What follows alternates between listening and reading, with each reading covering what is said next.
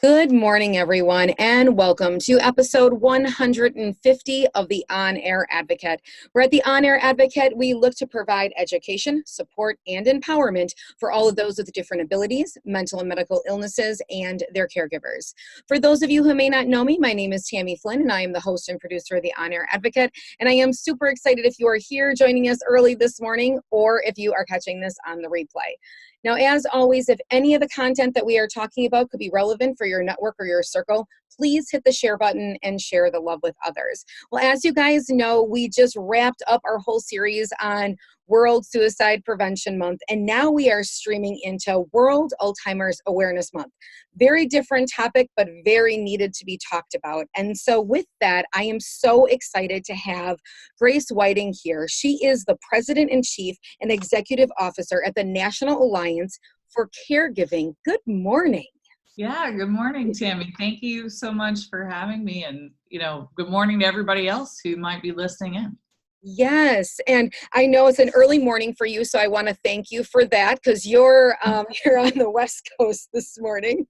I am. I actually flew from the Washington, D.C. area where our offices are to San Diego for a conference this week on rare diseases. But, I think it's so exciting that you're doing this that I was like, yes, I'm ready to get up and keep going and talk about it. I'm so thankful for that. So before we kind of get rolling into this segment, can you give people a little bit of your personal background and your connection and how you got involved with the National Alliance for Caregiving?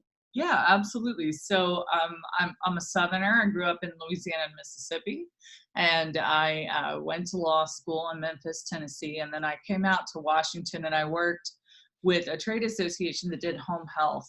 And I learned a lot about how care is really provided to people.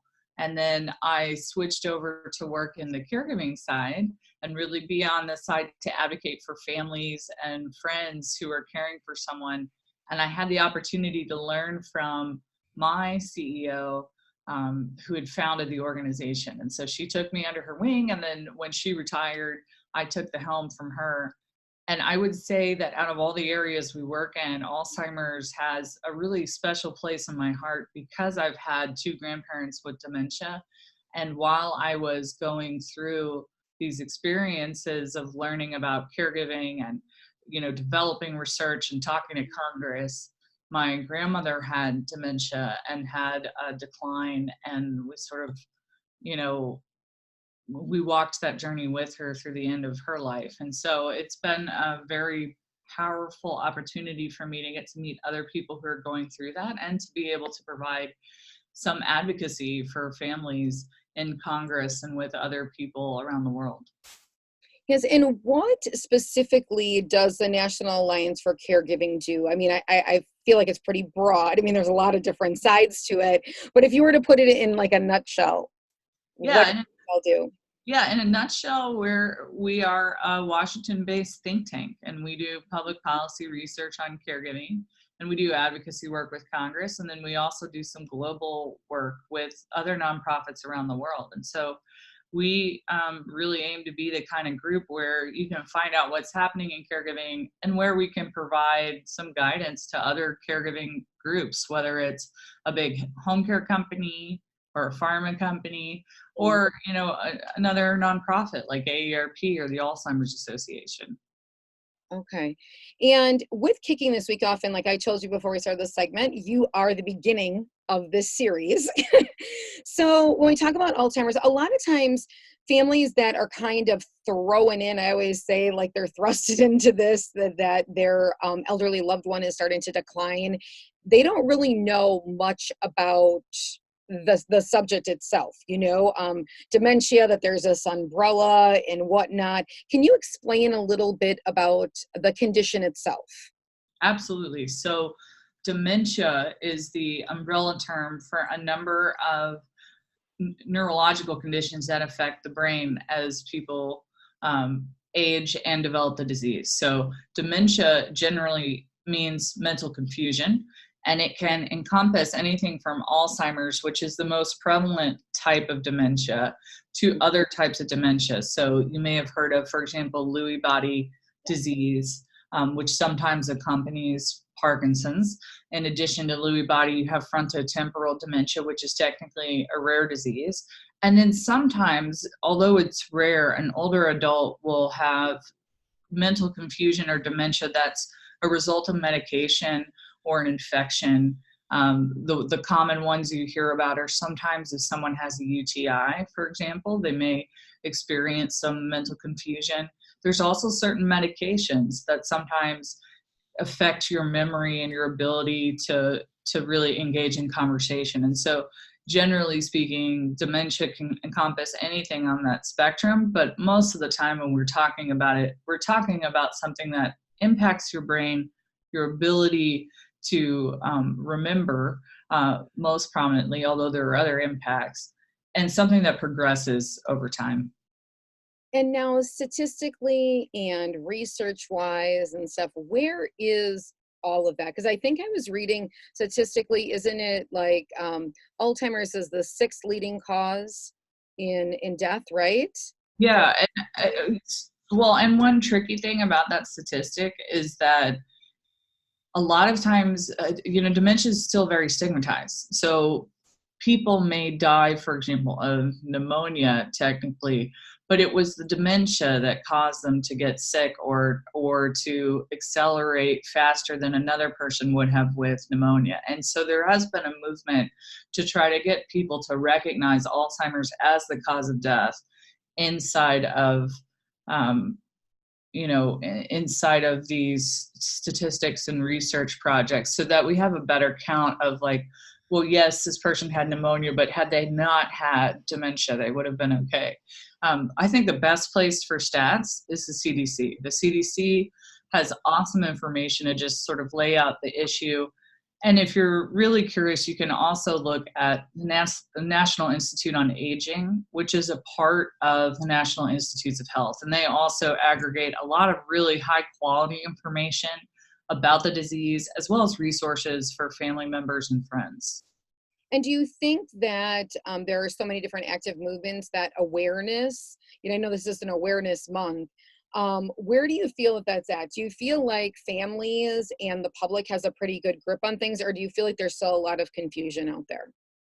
I think there's still a lot of confusion. I mean, a lot of people think dementia is just a natural part of aging, and that's not true. I mean, the National Academy of Sciences did a study a couple of years ago on brain health and cognitive aging. So just like your body gets older, I know my body is getting older, but just like we get physically older, our brains get physically older. So for example, I may not be able to remember who was that guy I went out with in my senior year of high school. Right. Now, in a person with dementia, the difference would be that they never recall the answer, right? Like we've all had things we forgot. And then, maybe later in the day, we're at the grocery store and we think, oh yeah, I remember Right. the person.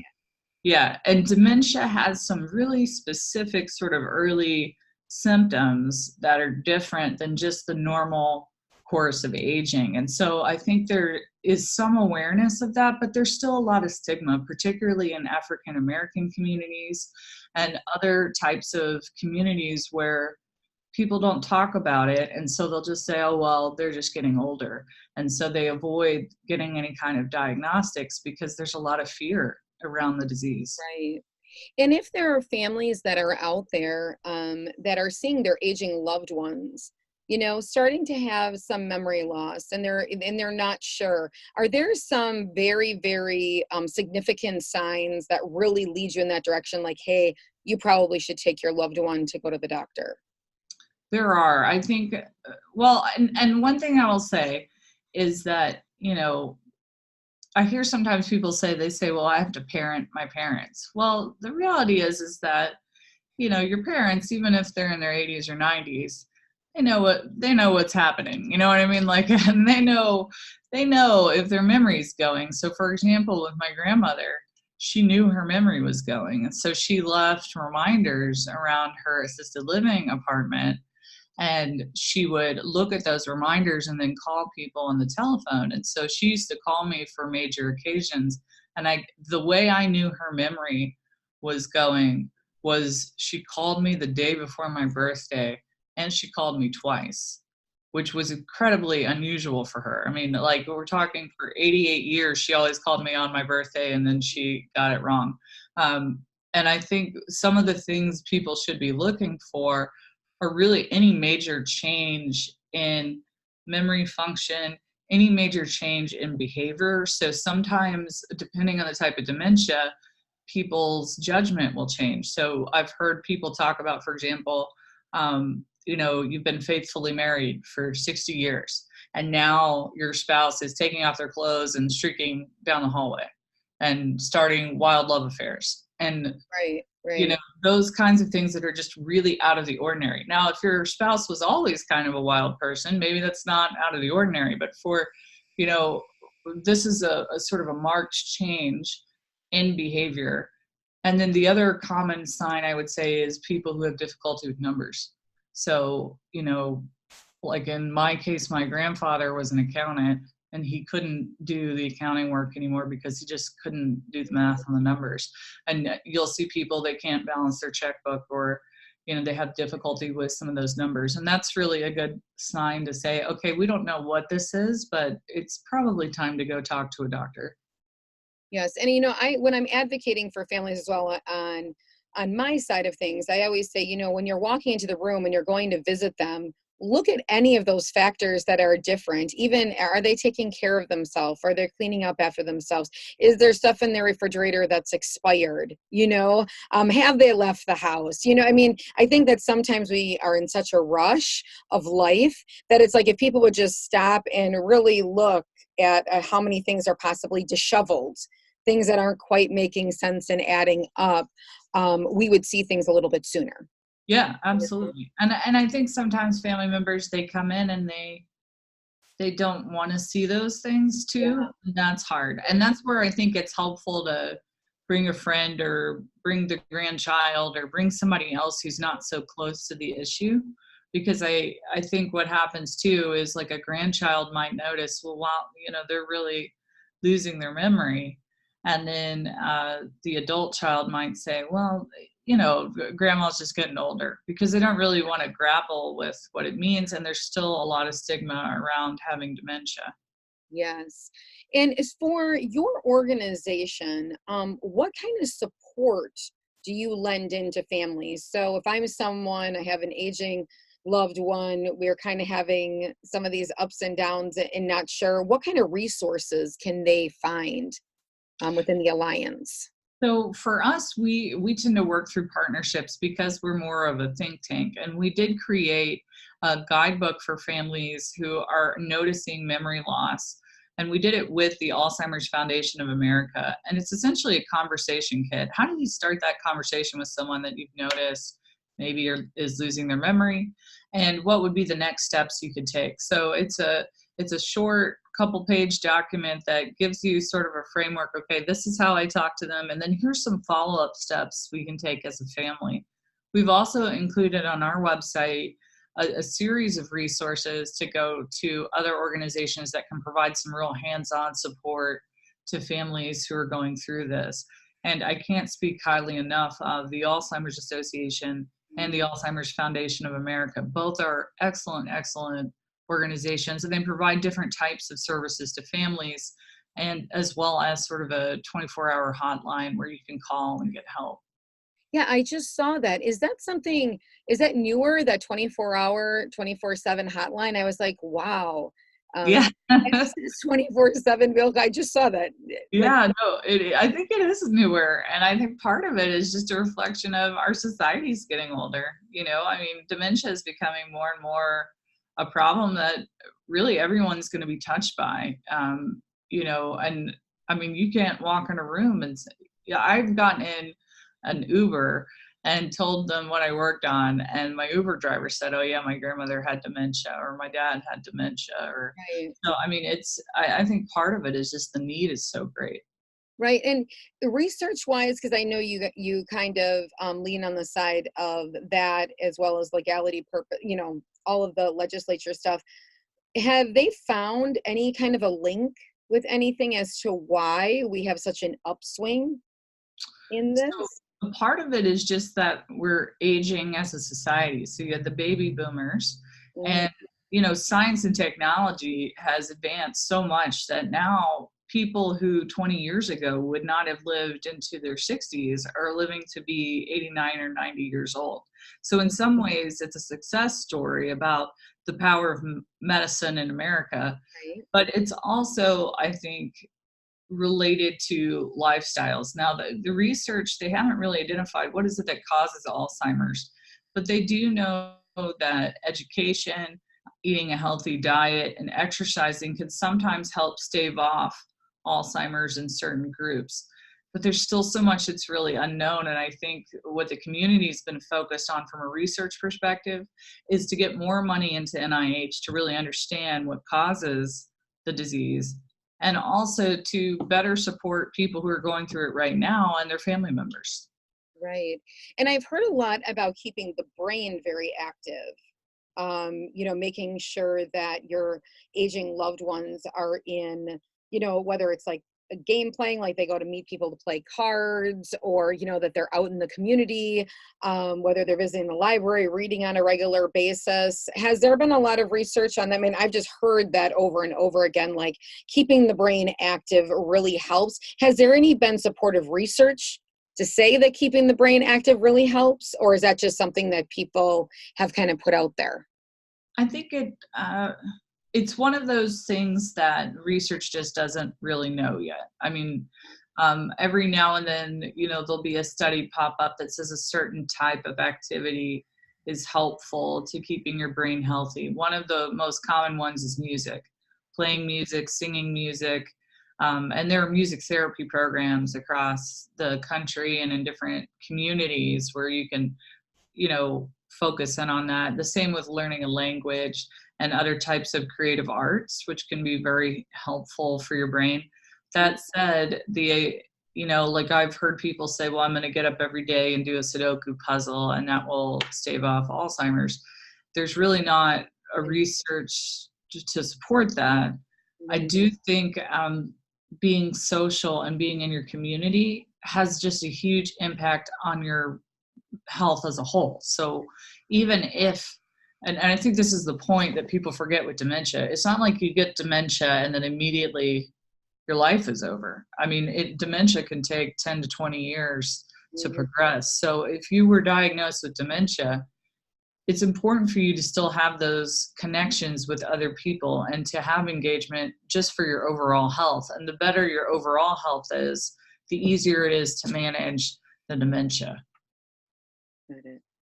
Makes a lot of sense. Now, in kind of wrapping back around, I wanted to know if there is any other resources, tools, strategies, or anything you'd like to share with the folks today. And then I just want to wrap back around to where they can find those resources as Yeah, well.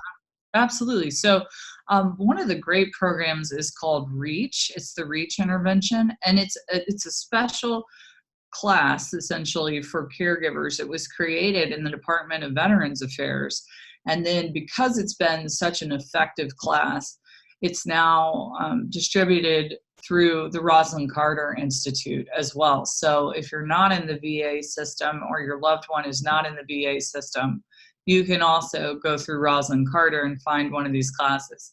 And it's a class that's shown that it can improve your ability to help support someone with dementia, but also it will help you manage your own health and wellness. And that to me is really key, is looking for resources where you can take care of yourself too. It is not easy to care for someone with dementia. And in some ways, it's one of the most challenging diseases for family members because the person with dementia is living very much in the present moment.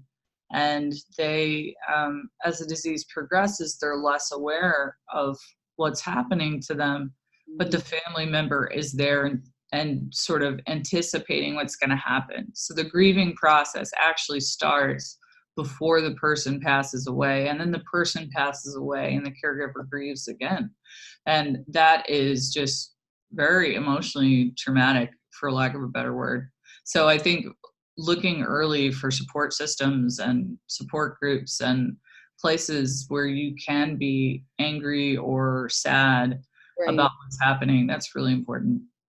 So it's called Reach. And would they, if they went under Reach, or would they have to go under the other woman's name to find that? I would go to the Rosalind Carter Institute. And Rosalind Carter, she's the former first lady, was married to President Jimmy Carter. And this is an issue she's really picked up, of caregiving. And so she has a group out of Georgia that provides services to caregivers and looks at evidence-based interventions like the REACH program. Okay, very, very nice. And when we're done, can you drop that below? Absolutely. As well. And I think that just speaking to that with that whole mourning and grieving process is that, a lot of times I've been, for my son that was born with different abilities, when you start out at the point where your young adults, or your child is born with a condition, and you have kind of that lifelong to flow into it. Yeah. There is grieving, there's mourning at every milestones, but you're kind of in it for this long run, and you're not like thrusted into it. And I always say, when people, their aging loved ones, they see them decline, they're losing the identity of the person they've known forever. And it's the same and different all at the same time. That mom that was there, that was strong and always on it, and they haven't had 20 years or 30 years to get acclimated to what's happening. And so I do think that there is so much grieving and mourning that goes on beforehand, and that really needs those support groups. So I'm glad to hear that there are so many of them out there, for families to reach out to. Is there other support groups themselves? Like, I know with having Facebook now and whatnot, there are so many online ones. Is there any great support groups that you would say that are online that you would recommend? I think online, there's not one that stands out. I mean, certainly, again, the Alzheimer's Association and the Alzheimer's Foundation of America have some online resources. There's a group that we work with sometimes, caregiving.com, that's run by an advocate named Denise Brown, and she's got a lot of a very active caregiving forum, and I think that can be useful. To me, the key is finding a group where you have shared interests that can address any feelings of isolation. So it might be an Alzheimer's specific Facebook group, but it could be, like, for example, I'm in a Facebook group on Hello Kitty do-it-yourself crafts, right? and sometimes people, as they're sharing, like, okay, I made a quilt with Hello Kitty on it, they'll say, I'm going through this and that with my life. So it's more about finding that community. If you find that community, whether it's a community of faith or it's a hobby that you like, that sometimes can be helpful too, because it gives you something to focus on that's not just the disease. And then I would say those other sort of more specific support groups can be helpful when you really need someone to understand what it's like, going through dementia. Right. And I know in the past, probably about a year and a half ago, we did some different segments with, like, the is it the what was the other type of dementia that you had mentioned? It's Lewy body dementia. Yeah, Lewy body. Yeah, and some different specific ones. And so there are definitely, for all of those categories, there are specific support groups. Yeah, there are associations. So there's the Lewy Body Dementia Association, which specializes on that type of information. There is the Frontotemporal Dementia Association, which also looks at that. And there's even a group at the University of Illinois Chicago that looks at the intersection between people who have some type of cognitive impairment, such as Down syndrome, and dementia, because a lot of people don't realize if you have a child with Down syndrome, again, the science has gotten so much better, that person may live to be in their 60s or 70s, but because they have cognitive impairment, they're also at higher risk for getting dementia. And so there are groups that work specifically on that type of issue as well. That is great. You have given us just a plethora of different resources. So I know that we chatted beforehand. After this segment, we're going to drop those below, as well as that memory book, correct? Oh, yeah, that sounds great. Yeah. Well, in wrap up, is there anything else that you would like to leave the audience with today before we log off? I would say it's just important to find things that remind you of the person and to sort of mark those milestones. And there are formal ways to do that. There's a blog or project called Memory Well, where you sit down and really capture a person's life and their history. But there's also informal things. So one of the things that I did is, because I travel a lot, my grandmother would call me on these major occasions, and I saved her voicemails. And so I have a year worth of voicemails where, you know, she's wishing me happy birthday or Merry Christmas. And it's just nice to hear the sound of her voice. Yeah. So I think that's the kind of thing where you can mark those milestones and take a minute to appreciate the person. It helps offset some of the sadness and the anger, or even the frustration that you may feel going through it day by day. Yes. Yes, you got me all teared up thinking about my grandma too. I know.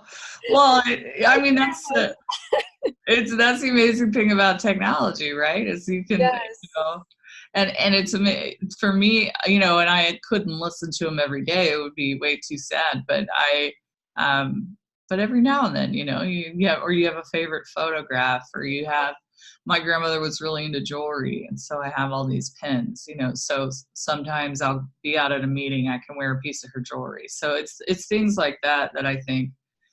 And especially if it's one of your parents, because it is so challenging, and it brings in all these other memories about, you know, you're always your parents' kid. Right. So, you know, and not everyone has a great relationship with their parents or with the person they're caring for. So really focusing in, why am I doing this? And this is allowing me to live out my core values, and I'm honoring this person even if they don't have the capability right now to love or honor me back. And I think coming back to those core values and those happy moments, that really helps people power through. Well, I thank you so much, Grace, for being on with us this morning. I thank you for getting up at whatever time you got up at 5 a.m. Well, the sun has come out, you know, it's been, And I'm positive it's nicer in California right now than it is in Wisconsin. I know for certain. I thank you for all of the work that your alliance and your organization does. I'm excited for all the links you're going to drop below. If anyone that's viewing today or watches this on the replay has questions for Grace or the organization, just tag them. We are going to put their email as well as their website, so they definitely can reach out and find you that way, because I know there's a contact page and whatnot on there, correct? Awesome. That's right. Yeah. Well, thank you so much. I appreciate the chance. And I think this is awesome. Y'all are doing this series. Good luck. And, you know, we're here for you. And any type of caregiving questions people have, that's our bread and butter. We love to talk about caregiving. So, you know, please keep in mind.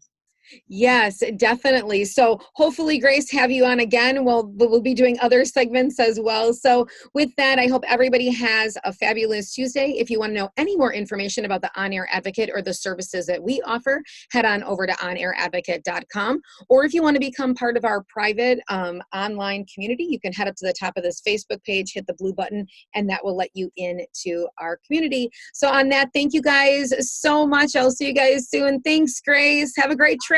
Yeah, thank you so much. All right, bye-bye.